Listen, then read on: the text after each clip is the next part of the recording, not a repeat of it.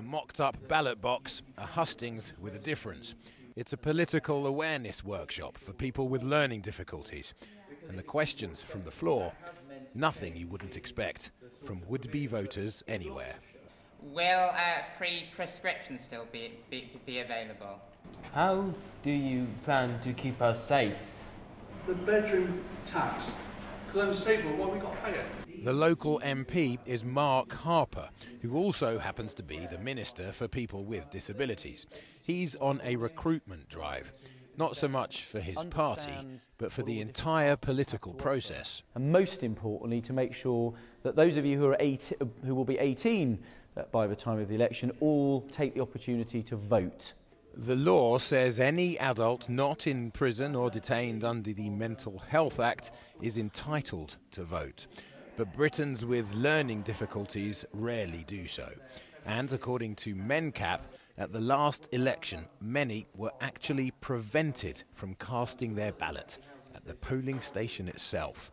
Nearly 1 in 5 who tried. There are barriers to the registration process, but also voting at the polling station as well. So people don't register, and in some cases when they turn up to the polling station, they are turned away because staff make assumptions about their capacity to vote or their understanding about voting. And of course, that's illegal. No one should be turned away from the polling stations. Those barriers come down long before one gets to the ballot box. The main parties now produce easy-to-read manifestos. And since the last election, Easy News was launched. On the front cover this edition, politics. It's a bi-monthly newspaper for the learning disabled, written by the learning disabled. It tackles a big problem. Politicians and news can be baffling. The word is too hard to understand. Got big word, not very simple. The sentence what they saying are big, so I misunderstand what they saying sometimes. But this paper is short on jargon, instead uses lots of photos. Its paid consultants are deciding how they should cover the story of the week, the budget. It's our public money. It's actually going into the government trust fund. Easy News is part of a bigger campaign set up a decade ago to drive political engagement. United Response, the charity behind it, say voting rates among their service users have soared.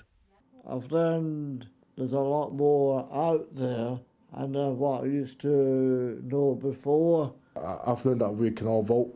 Everyone can vote for what we want. We have a right to vote for the things we want. But why stop at voting? What about running for elected office, like Gavin Harding, councillor and deputy mayor of Selby Town Council? He has a learning disability. What would you say to other people like you who may have never considered going into politics? Well, I'm just going to say one thing. It's not about learning disability issues. It's about a wide range of people's issues. You've got families on poverty lines. It's about elderly people. It's representing a lot of other people's views. It's meant working on things like this new pedestrian crossing, something Gavin's constituents had wanted for years, but is only now being built after he organised a protest. He arranged everything. Yeah, he's done it. He's the one that went round everybody. Will you come together and protest? And that is the only way we've got this done, through Gavin.